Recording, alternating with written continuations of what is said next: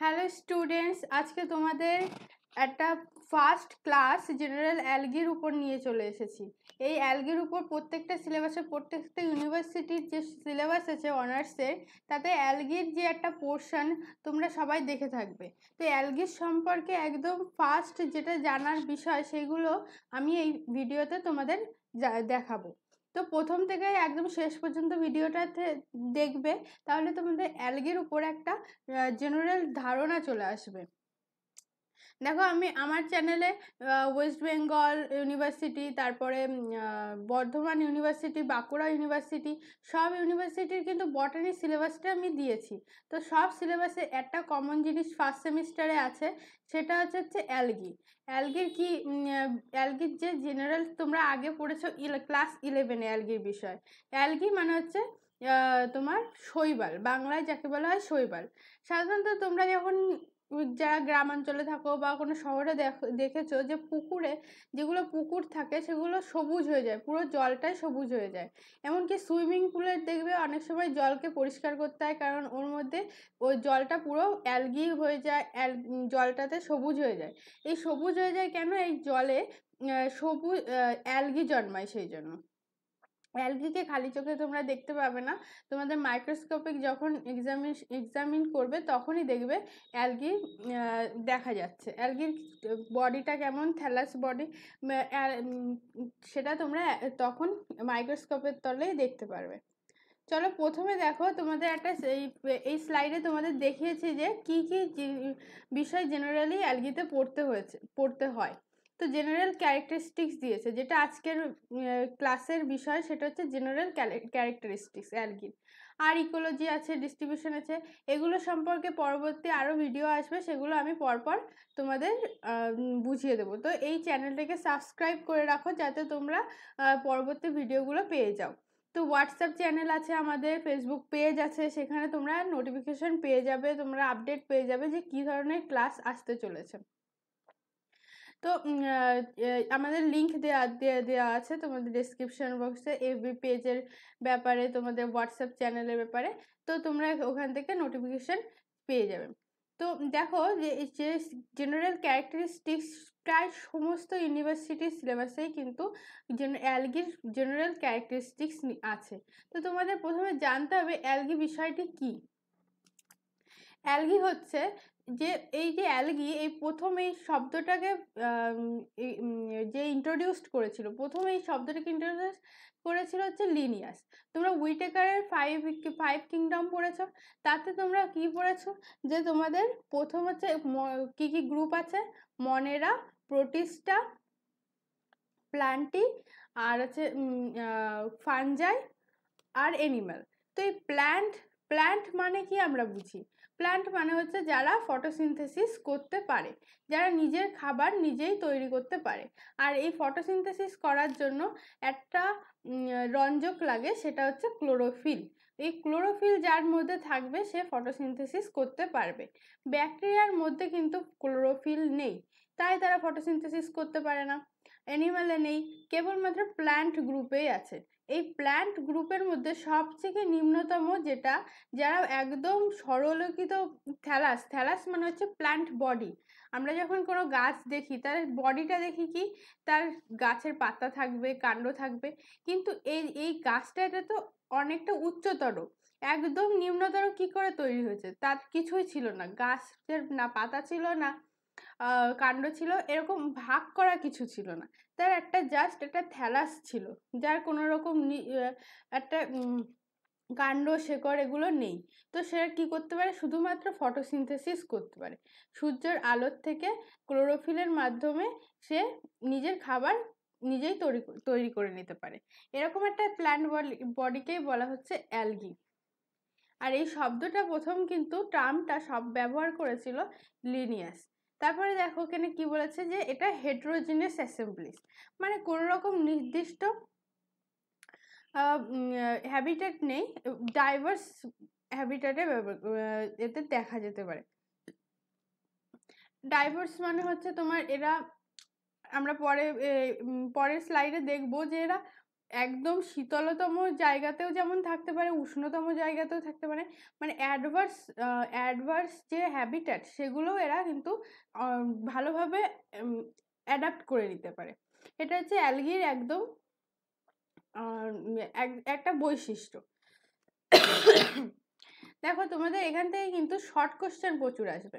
এখান থেকে বড় কোশ্চেন সেরকম না থাকলেও শর্ট কোশ্চেন কিন্তু খুব আসতে পারে।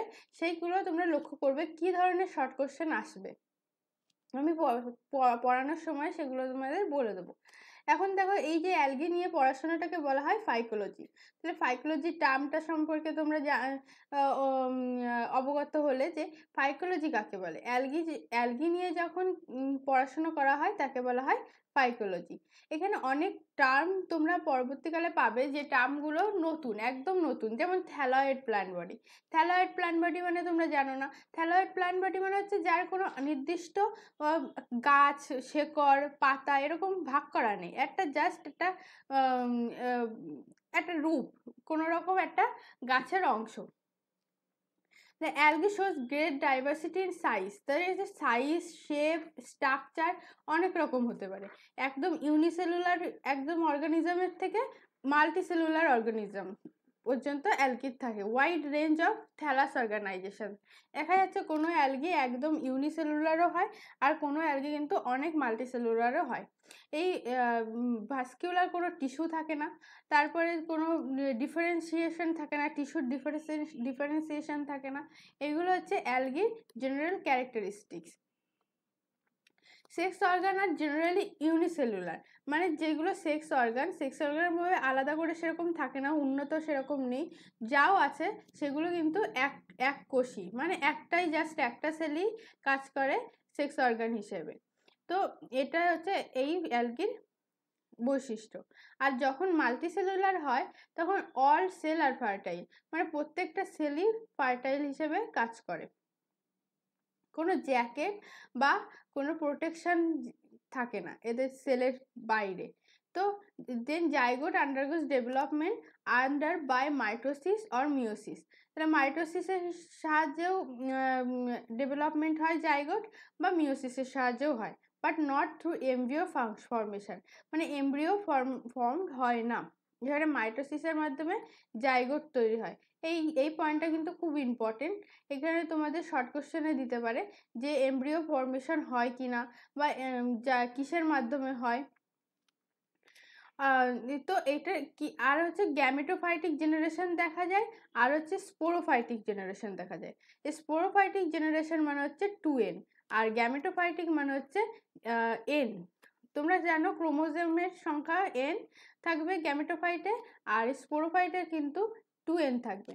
যেহেতু এটা একটাই সেল বা একটার থেকে বেশি সেল, কোনো ডিফারেন্সিয়েশন থাকে না, তো এদের লাইফ সাইকেলে কিন্তু একটা এক সময় দেখা যায় এরা এন ফর্মে থাকে, তারপর আস্তে আস্তে এন আর একটা সেলের সঙ্গে যোগ হয়ে এরা 2n হয়ে স্পোরোফাইট হয়, তারপর সেটা আবার একটা জেনারেশন। এইগুলো একটা লাইফ সাইকেল মেনটেন করে।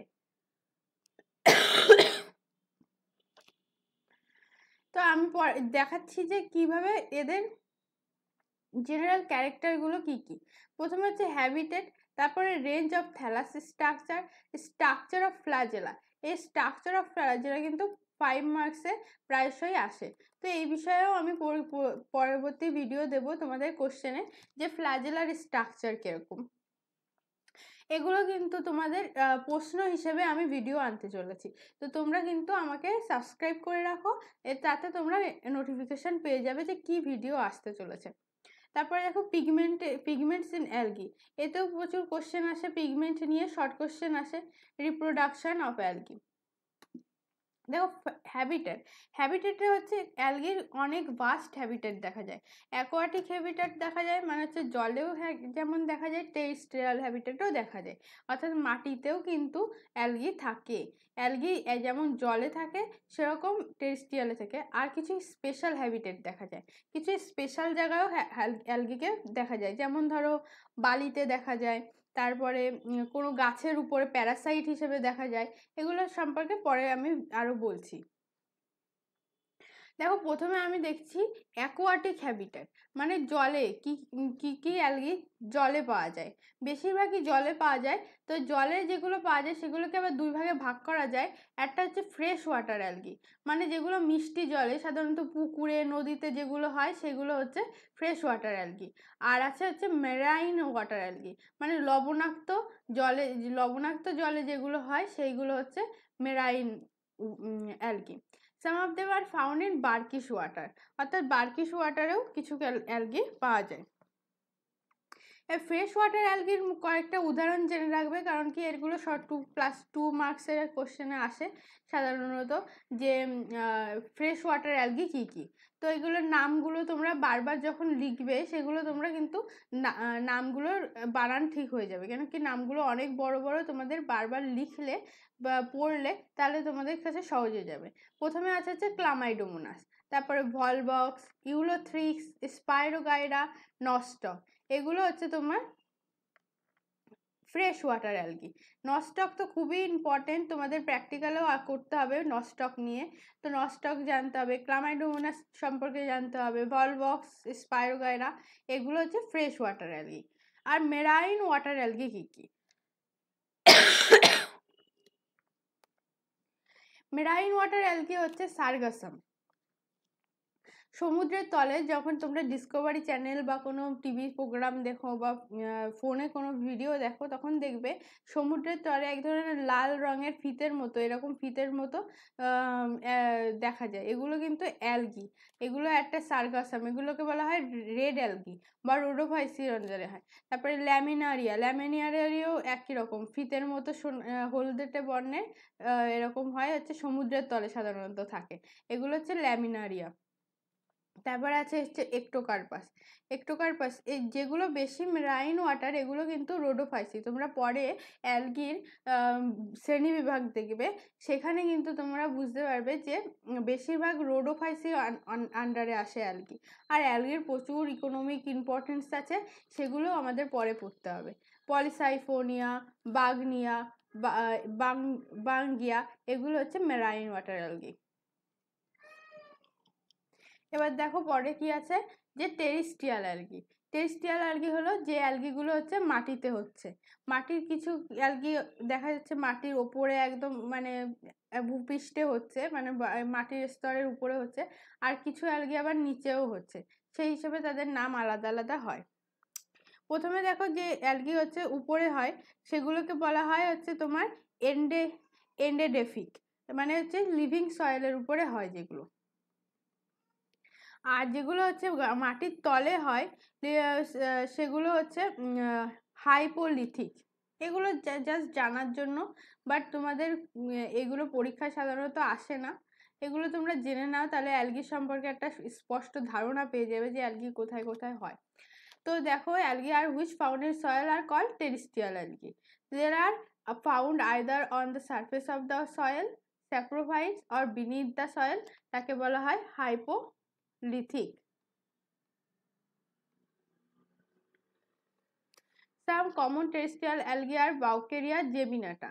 কয়েকটা নাম খুব জেনে রাখবে টেরেস্ট্রিয়াল অ্যালগির মধ্যে: বাউকেরিয়া জেমিনাটা, অসিলেটোরিয়া স্যাংটা, ক্লোরেল্লা লিচিনা। তো বাউকেরিয়া হচ্ছে খুবই ইম্পর্টেন্ট, তোমাদের এটাও প্র্যাকটিক্যালে করতে হবে। এটাকে একটা সিনোসাইটিক অ্যালগি বলা হয়, মানে এর কোনো সেল একদম সেলের এরকম ডিভিশন নেই, মানে সিনোসাইটিক মানে হচ্ছে একটা নলের মতো। হ্যাঁ, এগুলো যার কোষ গহ্বর, কোনো কোষের ভেতরে কিছু আলাদা করে পার্টিশন নেই, সেই জন্য এগুলোকে বলা হয় coenocytic algae.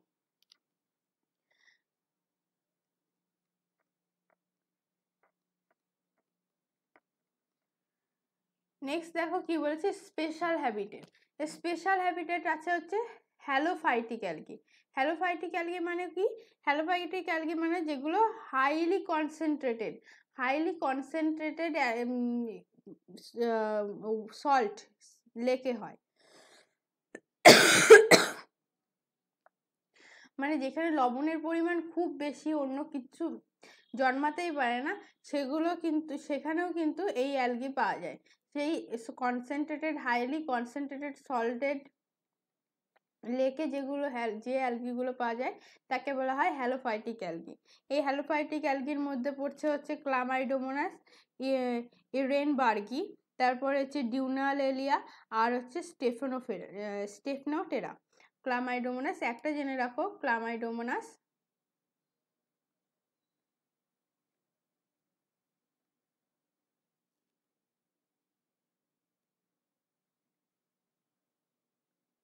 Chlamydomonas ইরেনবার্গি।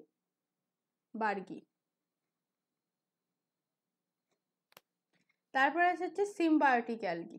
Symbiotic algae তাহলে কি? সিম্বায়োটিক অ্যালগি হচ্ছে দেখা গেল ফানজাইয়ের সঙ্গে অ্যাসোসিয়েট করে তৈরি হচ্ছে, যেগুলোকে আমরা লাইকেন বলি। তারপরে হচ্ছে ব্রায়োফাইটের সঙ্গে, লাইকেন সম্পর্কে তোমরা পরে আরও জানবে। ব্রায়োফাইটের সঙ্গে একসঙ্গে ওরা বেঁচে থাকছে। জিমনোস্পার্ম, অ্যাঞ্জিওস্পার্ম মানে হচ্ছে অন্য কোনো গাছের সঙ্গে যারা সিম্বায়োটিক রিলেশনে থাকছে। এরকম হচ্ছে নস্টক থাকছে, নস্টক আছে, তারপর হচ্ছে গ্লেওক্যাপসা আছে, রিভোলারিয়া আছে। তোমরা নোট করে রাখো নামগুলো, পরীক্ষায় আসতে পারে একটা সিম্বায়োটিক অ্যালগির নাম বলো, তখন তোমরা নস্টক লিখতে পারো, লিভোলারিয়া লিখতে পারো। এগুলো হচ্ছে সায়ানোফাইসি। তোমরা পরে অ্যালগির শ্রেণী বিভাগ পড়বে, যেগুলো আমার ভিডিওতেই আসবে, এর পরের ভিডিওতে তোমাদের দেব যে অ্যালগির শ্রেণী বিভাগ। তারপর হচ্ছে ক্রিপ্টোফাইটিক অ্যালগি, মানে প্রচুর শীতলতম জায়গায়, যেখানে স্নো কভার্ড মাউন্টেন, সেই জায়গায় যে সমস্ত অ্যালগি হয়, স্নো মাউন্টেনে এই অ্যালগিগুলো পাওয়া যায়। এখানে দেখা যায় অ্যালপাইন অ্যান্ড আর্কটিক অঞ্চলে যে সমস্ত মাউন্টেন থাকে, হ্যাঁ, পুরো রেড হয়ে যায়, স্নো থাকে পুরো রেড হয়ে যায়। কেন কি? এখানে হিমোটোকক্কাস নিভালিস নামে একটা অ্যালগি হয়। হ্যাঁ, গ্রিন হয়ে যায় ইউরোপে due to growth of Chlamydomonas yellowstonensis. তো এগুলোর নাম হচ্ছে খুবই খটোমটো, কিন্তু তোমরা যদি বারবার প্র্যাকটিস করো তাহলে কিন্তু তোমরা সহজ হয়ে যাবে। থার্মোফাইটস অ্যালগি মানে কি? একদম এক্সট্রিম গরম, যেখানে এক্সট্রিম উষ্ণতম যায়, হট স্প্রিং, সেইখানে হচ্ছে থার্মোফাইটস অ্যালগি যেগুলো হচ্ছে সেগুলোকে বলা হচ্ছে থার্মোফাইটস।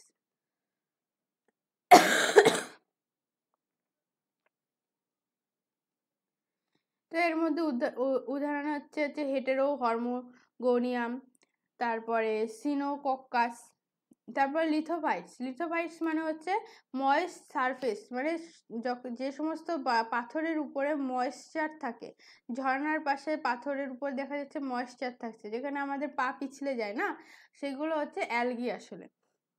এইগুলো অ্যালগি হওয়ার জন্য কিন্তু ওই জায়গাটা একদম পিচ্ছিল হয়ে যায়। তো এগুলো হচ্ছে গ্লিওক্যাপসা, এন্টেরোমরফা, ব্যাক্টেরোস্পার্মাম, এগুলো। তারপর এপিফাইটিক অ্যালগি কোনগুলো? যেগুলো হচ্ছে প্ল্যান্টের উপরে হয়, যেগুলো প্ল্যান্টের উপরে জন্মায়, সেগুলো হচ্ছে এপিফাইটিক অ্যালগি, যেরকম হচ্ছে উডোগোনিয়াম, স্পাইরোকাইরা। তারপরে এপিজোয়িক অ্যালগি কি? অনেক সময় মাছের যে সমস্ত স্কিন থাকে, মাছের গায়ের উপরেও কিন্তু অ্যালগি জন্মায়, এই অ্যালগি। তারপরে হচ্ছে তোমার স্নেইল, মানে শামুকের গার উপরে এই অ্যালগিগুলো জন্মায়, সেগুলোকে বলা হয় এপিজোয়িক অ্যালগি। তারপর এন্ডোজোয়িক অ্যালগি কি? এন্ডোজোয়িক অ্যালগি হচ্ছে টিস্যু অফ এনিমেল, মানে হচ্ছে কোনো অ্যানিমেলের টিস্যুতে জন্মায় যেগুলো, সেগুলো হচ্ছে এন্ডোজোয়িক অ্যালগি। তারপর হচ্ছে প্যারাসাইটিক অ্যালগি, মানে যে সমস্ত গাছের উপরে অ্যালগিগুলো প্যারাসাইট, মানে সমস্ত সুবিধাগুলো সেই গাছ থেকে নেয়, সেগুলো হচ্ছে প্যারাসাইটিক অ্যালগি। এমন হচ্ছে সেফালিউরাস, আমি নামটা লিখে দিয়েছি কেন কি এটা খুবই ইম্পর্ট্যান্ট, এগুলো প্রায়শই পরীক্ষায় আসে যে একটা প্যারাসাইটিক অ্যালগির নাম বলো। সেফালিউরাস ভিরিসকেন্স, এটার জন্য কিন্তু রেড রাস্ট অফ টি, মানে চা গাছে রেড রাস্ট হয় সেফালিউরাস ভিরিসকেন্সের জন্য, এই নামটা খুবই ইম্পর্টেন্ট। তারপর হচ্ছে পি স্যামন, মানে হচ্ছে যেগুলো বালিতে হয়, স্যান্ডি, মানে মরুভূমি অঞ্চলে যে বালি থাকে সেই বালির উপরেও অ্যালগি হয়। তো এখানে দেখা যায় হচ্ছে বাউকেরিয়া, বাউকেরিয়া কিন্তু বালির উপরে হয়। বাউকেরিয়া আছে, তারপরে ফোরমেডিয়াম আছে,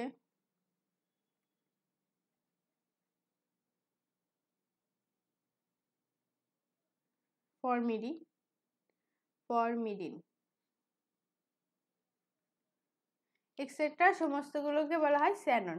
তো আমরা এখানে দেখলাম যে অ্যালগির ভাস্ট হ্যাবিটেট, মানে একদম শীতলতম স্নো জায়গা থেকে শুরু করে হট স্প্রিং, লবণাক্ত লেক, তারপরে কোনো গাছের উপর, এনিমেলের উপর, সব জায়গায় কিন্তু অ্যালগি জন্মায়।